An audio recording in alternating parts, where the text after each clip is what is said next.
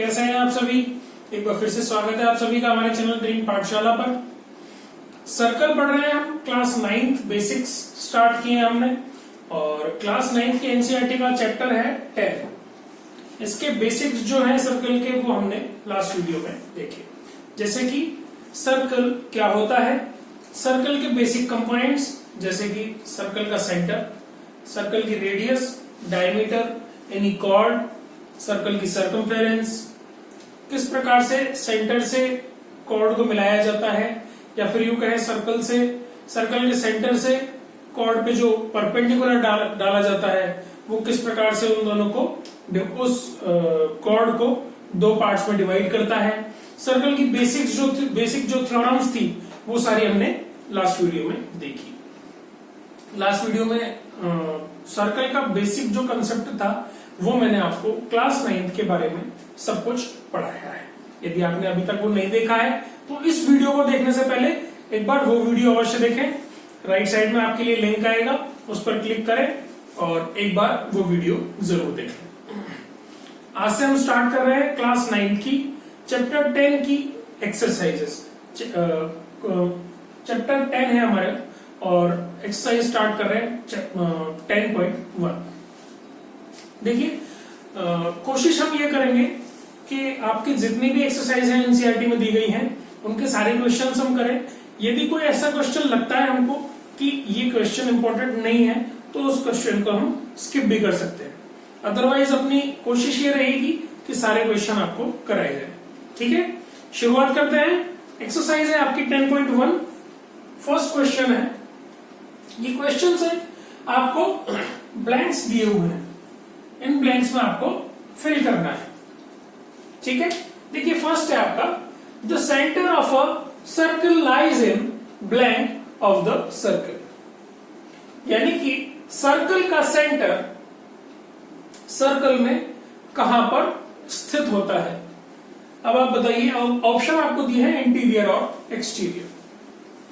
यदि ये नहीं भी दिए होते तो आपको पता होना चाहिए कि सर्कल जो है, मैंने आपको लास्ट वीडियो में बताया, यह आपका सर्कल है। ठीक है, और ये किस प्रकार से बनता है, सेंटर पर यदि हम कंपास लेकर बनाते हैं तो कंपास की नॉक को हम इस प्रकार से रखते हैं यहां पर और फिर पेंसिल को घुमाते हैं। तो ये नॉक यदि नहीं है तो सर्कल ड्रॉ करना बहुत मुश्किल काम है। तो सबसे इंपॉर्टेंट चीज क्या थी, सेंटर। और सेंटर कहां होता है, सर्कल के अंदर। ठीक है, बाहर नहीं होता। तो आपका आंसर क्या होगा, इंटीरियर। ठीक है, लैंग्वेज पढ़नी है आपको। इन क्वेश्चंस का बेसिक जो थॉट है, बेसिक मीनिंग जो है वो क्या है कि आपको सर्कल की बेसिक नॉलेज है या नहीं। ठीक है, आपका दूसरा क्वेश्चन है, a point whose distance from the center of a circle is greater than its radius blank of the circle। यानी कि एक पॉइंट जिसकी डिस्टेंस फ्रॉम द सेंटर, यानी सेंटर से जिसकी distance of a circle, circle के centre से जिसकी distance is greater than its radius, radius से बड़ी है। यहां पे हम लगा सकते हैं lies on exterior of the circle और इंटीरियर ऑफ द सर्कल। ये आपको बता रहा है, यानी कि एक पॉइंट है, ये सर्कल है जैसे हमारा।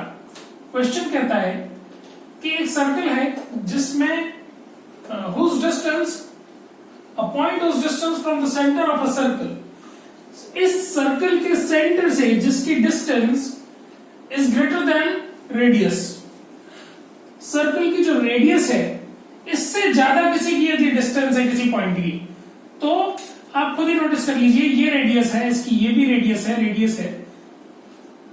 रेडियस हर जगह बराबर लेंथ की होगी।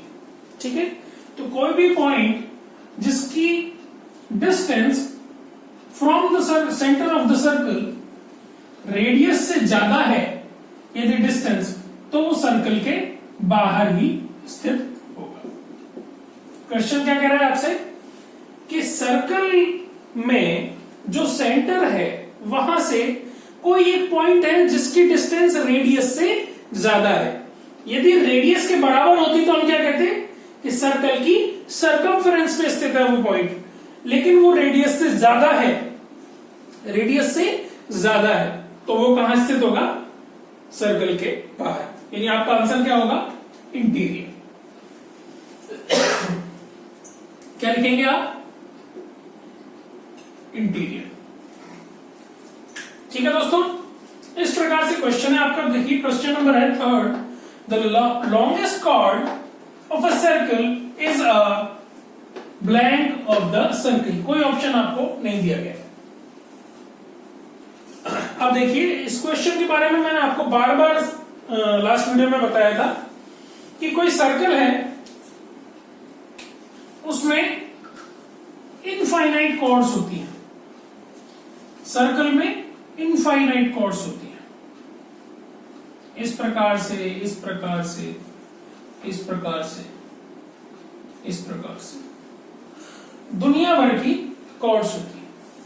लेकिन आप देखिए जो कॉर्नर्स पे स्थित होंगी, यानी कि सर्कल के सर्कमफ्रेंस के पास जो कॉर्ड होंगी वो उतनी ही छोटी होगी। जितना सर्कमफ्रेंस के पास होगी वो उतनी ही छोटी होगी। यानी सर्कमफ्रेंस से जितनी दूर होगी वो उतनी ही बड़ी होगी। मैंने लास्ट वीडियो में आपको कई बार बताया कि सर्कल की सबसे बड़ी कॉर्ड, किसी भी वृत्त की सबसे बड़ी जीवा कौन सी होती है? सर्कल का व्यास। यानी कि वह जीवा जो सर्कल के वृत्त के केंद्र से पास होती है, केंद्र से गुजरती है, उसे हम क्या कहते हैं? व्यास कहते हैं। तो आपका आंसर क्या होगा? Is a diameter. The longest chord of a circle is a diameter of the circle. ठीक है दोस्तों, यह आंसर आपको समझ में आ गया होगा, ऐसी भी आशा करता हूं। देखिए फोर्थ क्वेश्चन है आपका, an arc is a blank when its ends are the ends of a diameter। यानी कि एक चाप, मैं आपको हिंदी बता देता हूं पहली, आर्क यानी कि चाप। an arc is a blank when its ends are the ends of a diameter। यानी कि एक वृत्त दिया गया है आपको, एक सर्कल दिया गया है आपको, और क्वेश्चन कहता है, क्वेश्चन कहता है कि एक वृत्त है, उसमें कोई चाप इस प्रकार से है कि उसके जो, देखिए चाप क्या होता है, आर्क क्या होता है, यदि थोड़ी सी जगह बती होती, देखिए कोई सर्कल है, इस सर्कल में आर्क क्या होता है? कोई दो पॉइंट ले ले सर्कल की सर्कमफ्रेंस पे, उस हिस्से को हम क्या कहेंगे? आर्क कहेंगे। उनके बीच का जो हिस्सा है, यदि इस हिस्से को बोले तो भी हम आर्क बोलेंगे, और इस हिस्से को बोले तो भी हम आर्क बोलेंगे। यह अलग बात है कि इसे हम बोलेंगे माइनर आर्क, और इसे हम क्या बोलेंगे? Major arc. राइट साइड में आपके लिए लिंक आ रहा होगा, आई का बटन होगा, वहां पर एक बार क्लिक करें। यदि पिछली वीडियो आपने नहीं देखी है, ये बेसिक कंसेप्ट मैंने आपको पिछली वीडियो में बहुत अच्छी तरीके से समझाए हैं, नहीं देखे हैं तो एक बार उस आई पर क्लिक करें और आपके लिए लिंक आ जाएगी, उस पर उस वीडियो को देख लें एक बार, आपके ढंग से समझ में आ जाएगा। देखिए इन दो पॉइंट के बीच में सेंटर का जो एरिया आ रहा है, जो सर्कमफ्रेंस जो आ रही है, इसको हम क्या कहते हैं? चाप कहते हैं। क्या बोलेंगे हम? ए बी आर्क या ए बी चाप। क्वेश्चन क्या कहता है? An arc is a blank when its ends are the ends of a diameter. यानी कि ये जो चाप है, यदि इसके जो दो एंड हैं ए और बी, वो इस प्रकार से हों कि वो ए डायमीटर के जो दो एंड हों उन पर पड़ते हों। यानी कि एक वृत्त है, उसमें कोई चाप इस प्रकार से है कि उसके दोनों एंड डायमीटर के एंड हो, तो उस चाप को हम क्या कहेंगे? देखिए, आप खुद दिमाग लगाइए कि यदि कोई डायमीटर हम किसी सर्कल में डालते हैं तो वो सर्कल को क्या कर देता है? दो हिस्से कर देता है। आई बात समझ में कि एक डायमीटर हमने खींचा यहां पर, तो इसने सर्कल के दो हिस्से कर दिए। ठीक है, तो इस प्रकार बने चाप को हम क्या कहेंगे दोस्तों? हम कहेंगे सेमी सर्कल। ठीक है, तो आपका आंसर क्या होगा? Semi circle. Okay, next question पे चलते हैं।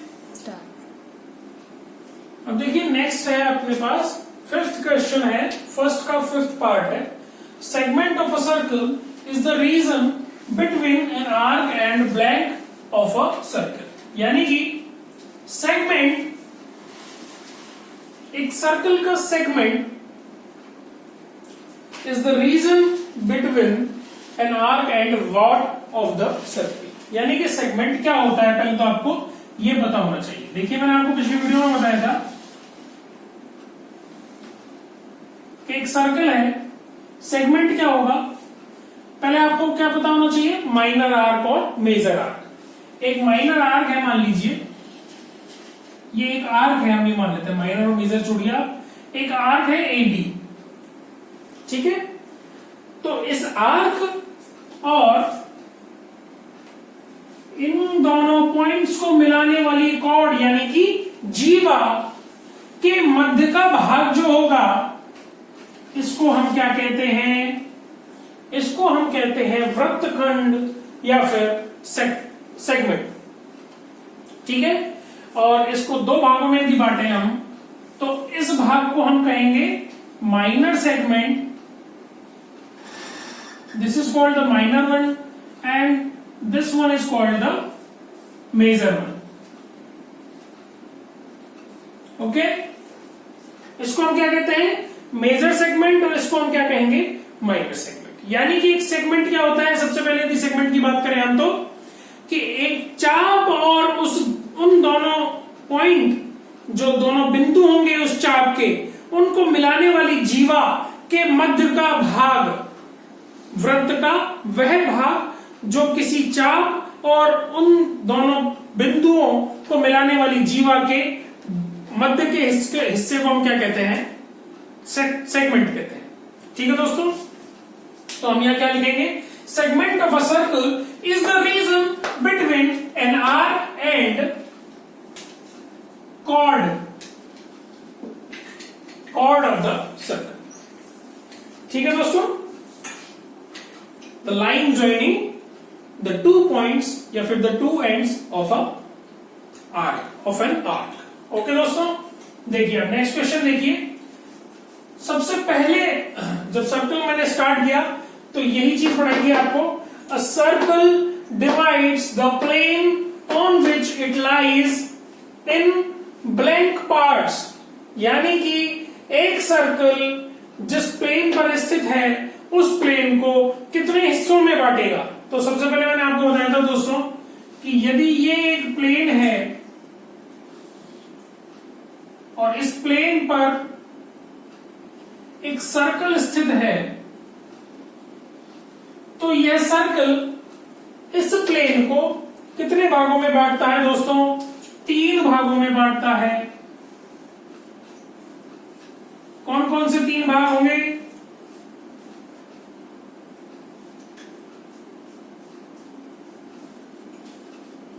देखिए, पहला भाग तो होगा एक्सटीरियर, यानी कि इस सर्कल की सरकमफेरेंस के बाहर का हिस्सा, उसे हम क्या कहेंगे?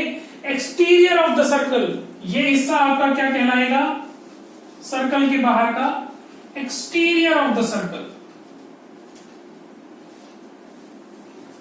ठीक है दोस्तों, ये क्या हो गया? आपका सर्कल हो गया।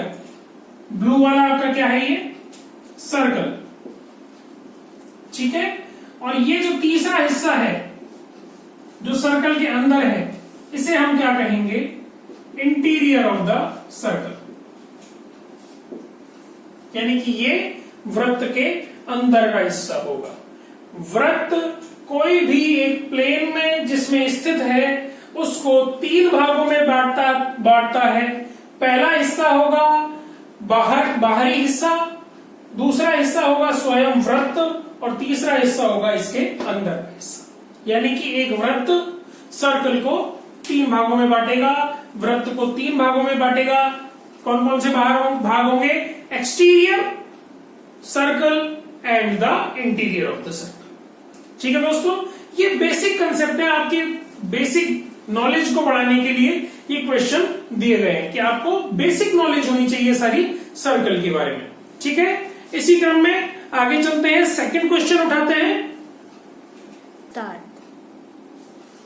नेक्स्ट देखिए, सेकंड क्वेश्चन है अपने पास, ट्रू और फॉल्स है। आपको ये बताना है क्वेश्चन कि जो ये आपको ये इबारत दी गई है, ये जो क्वेश्चन कह रहा है ये बात सही है या गलत है।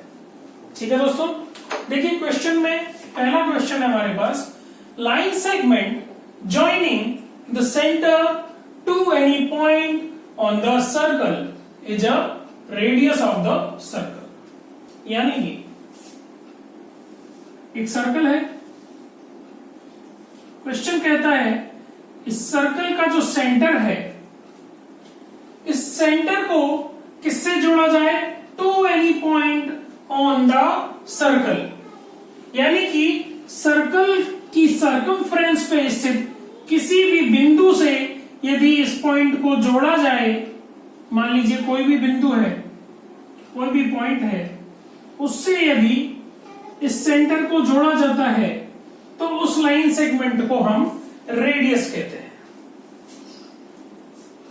देखिए त्रिज्या क्या होती है? त्रिज्या सेंटर से सर्कल की परिधि को मिलाने वाली रेखा को हम क्या कहते हैं? त्रिज्या। यानी कि सेंटर को सर्कल की सर्कमफ्रेंस से मिलाने वाली लाइन सेगमेंट को हम क्या कहते हैं? रेडियस। और यही ये क्वेश्चन कह रहा है, तो ये बिल्कुल ट्रू है। ठीक है दोस्तों, ये बात बिल्कुल सही है कि सेंटर को सर्कल से मिलाने वाली लाइन सेगमेंट को हम क्या कहेंगे?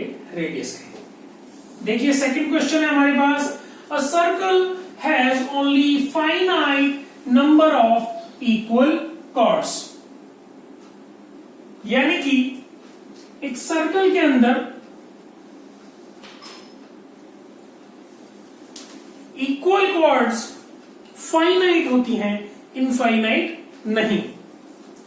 यानी कि जो जीवा है वो एक सेम लेंथ की जो जीवा होती है वो एक सर्कल के अंदर फाइनाइट है, निश्चित है। क्या ये बात सही है? अब आप बताइए कि एक सर्कल के अंदर क्या आप कितने डायमीटर खींच सकते हैं? Infinite number of diameters. तो क्या एक डायमीटर जीवा नहीं होती, कॉर्ड नहीं होती? ये बात गलत है कि डायमीटर भी एक जीवा ही होती है। ये बात सही है दोस्तों, डायमीटर भी तो एक कॉर्ड होती है। तो यदि सर्कल में जब इनफाइनाइट नंबर ऑफ डायमीटर्स होते हैं तो इनफाइनाइट नंबर ऑफ कॉर्ड्स भी होते हैं। अब क्योंकि हम इक्वल कॉर्ड्स की बात कर रहे हैं इसलिए मैंने डायमीटर की बात की कि डायमीटर सब जितने भी डायमीटर होंगे सबकी लेंथ इक्वल होगी। तो जब इनफाइनाइट नंबर ऑफ डायमीटर्स हैं तो इक्वल कॉर्ड्स की नंबर जो है वो फाइनाइट कहां से होगा? इनफाइनाइट ही होगा वो भी। यदि आप किसी ये डायमीटर की बात हुई तो चूंकि डायमीटर एक कॉर्ड है तो ये बात हमारे लिए यहां सिद्ध होगा कि ये स्टेटमेंट तो फॉल्स है। अदरवाइज भी आप इसको देख सकते हैं कि कोई सर्कल है, उसके अंदर कोई यदि हम कॉर्ड लें, इस लेंथ की जो कॉर्ड होगी वो इस पॉइंट से इस पॉइंट से इस पॉइंट से कहीं से भी इनफाइनाइट ड्रॉ की जा सकती है। आप इसको कॉमन सेंस से भी देख सकते हैं। ठीक है दोस्तों, तो ये स्टेटमेंट हमारे लिए फॉल्स है।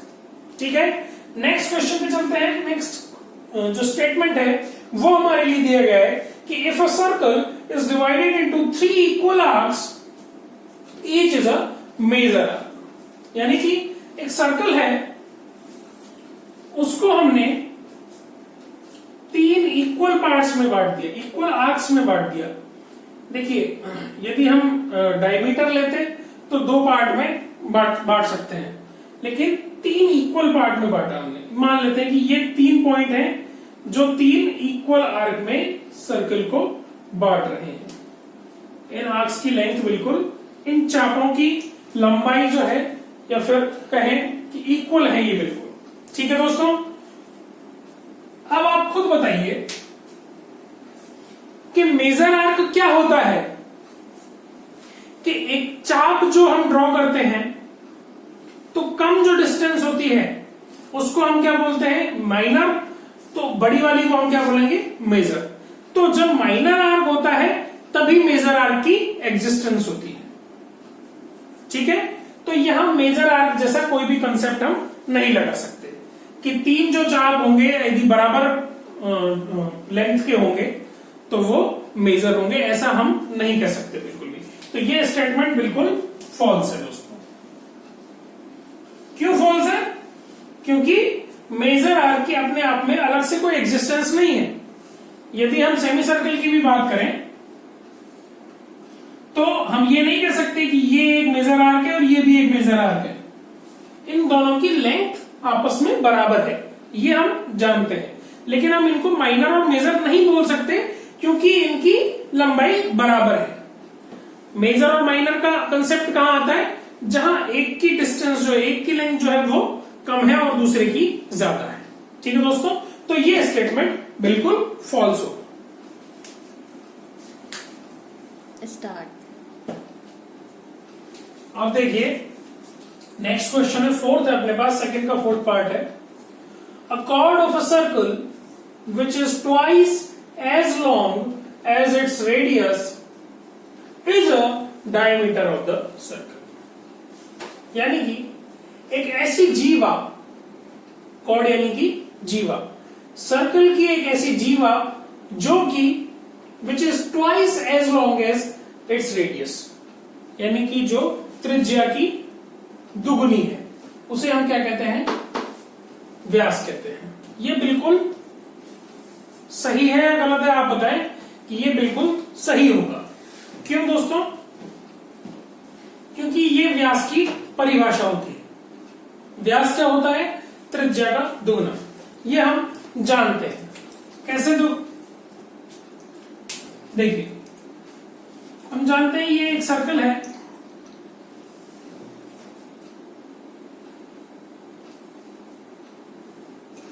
रेडियस क्या होती है कि इस सेंटर को सर्कल से मिलाने वाली लाइन को हम क्या कहते हैं, रेडियस कहते हैं।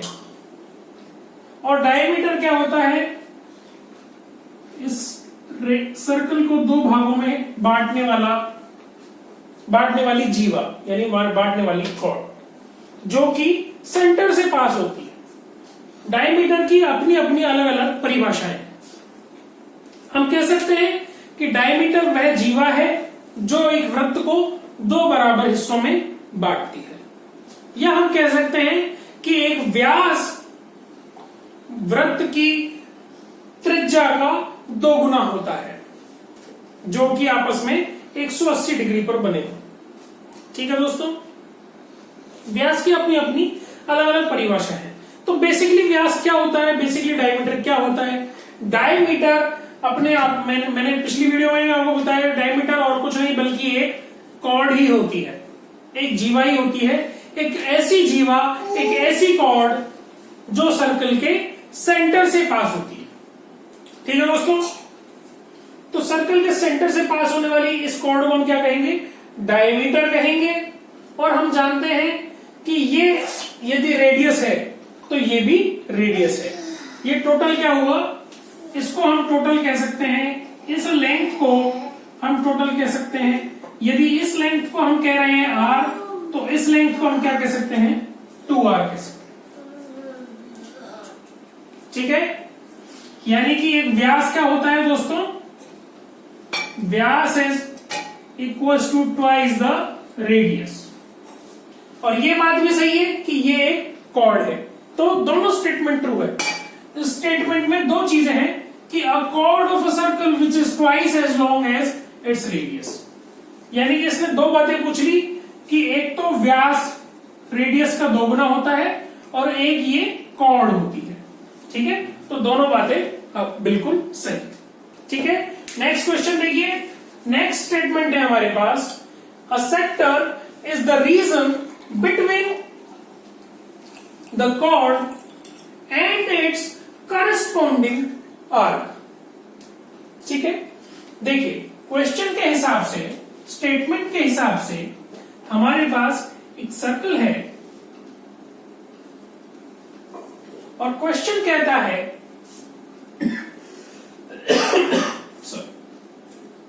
कि एक आर्क है हमारे पास A B. Sector is the region between the chord and its corresponding arc, यानी कि ए बी को मिलाने वाली रेखा या लाइन सेगमेंट और इस ए बी चाप के बीच के हिस्से को हम सेक्टर कहते हैं। क्या ये बात सही है? देखिए इससे पहले एक क्वेश्चन आया अपने पास, थर्ड क्वेश्चन था शायद, उस क्वेश्चन में हमने क्या पढ़ा था कि the line joining the two ends of the arc and the arc, the area between the line joining and the arc is called the segment. इसे हम क्या बोलते हैं? सेगमेंट बोलते हैं। इसे हम सेक्टर कतई नहीं कहते। ठीक है दोस्तों, तो सेक्टर क्या होता है? लास्ट वीडियो में मैंने आपको बताया था सेक्टर क्या होता है दोस्तों। सेक्टर होता है इस चाप और इस चाप के दोनों बिंदुओं को सेंटर से अलग अलग जोड़ने वाली त्रिज्याओं के बीच का रीजन जो होगा, इसे हम क्या कहेंगे? इसे कहेंगे हम सेक्टर। तो sector is the region between the two ends of a arc and the line joining the two points to the centre. यानी कि इसे हम क्या भी कहते हैं? इसे हम सेक्टर भी कहते हैं और इसे हम हिंदी में क्या कहते हैं? त्रिज्यखंड, क्योंकि ये वो रीजन है जो त्रिज्याओं के द्वारा बनाया जाता है। ठीक है दोस्तों, इतना आपको समझ में आया कि सेक्टर क्या होता है? सेक्टर होता है आर्क के दोनों पॉइंट को मिलाने वाली त्रिज्या और आर्क के बीच का रीजन होता है। ठीक है दोस्तों, ये आपके समझ में आया सेक्टर क्या होता है। सेगमेंट क्या होता है कि इस कॉर्ड और आर्क के बीच का जो एरिया होता है उसे हम क्या कहते हैं? सेगमेंट। लास्ट वीडियो में मैंने आपको बहुत अच्छे तरीके से समझाया है। एक बार फिर से आपसे अपील कर रहा हूं कि यदि वो वीडियो आपने नहीं देखी है, बेसिक कंसेप्ट जो है वो आपका वहां से क्लियर हो जाएगा। एक बार ढंग से देख ले। ठीक है, इन क्वेश्चंस को करने का कोई औचित्य नहीं है, केवल और केवल इसीलिए किए जा रहे हैं कि आपका बेसिक कंसेप्ट डेवलप हो जाए।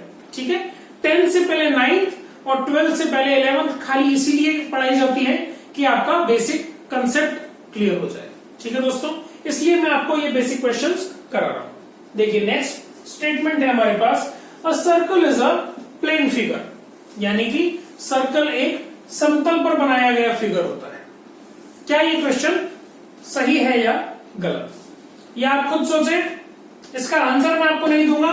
मैं आपसे बस इतना से कहूंगा कि क्वेश्चन आया था बीच में, उसमें मैंने आपको क्या ड्रॉ करके दिखाया था कि ये एक प्लेन है और ये एक सर्कल है।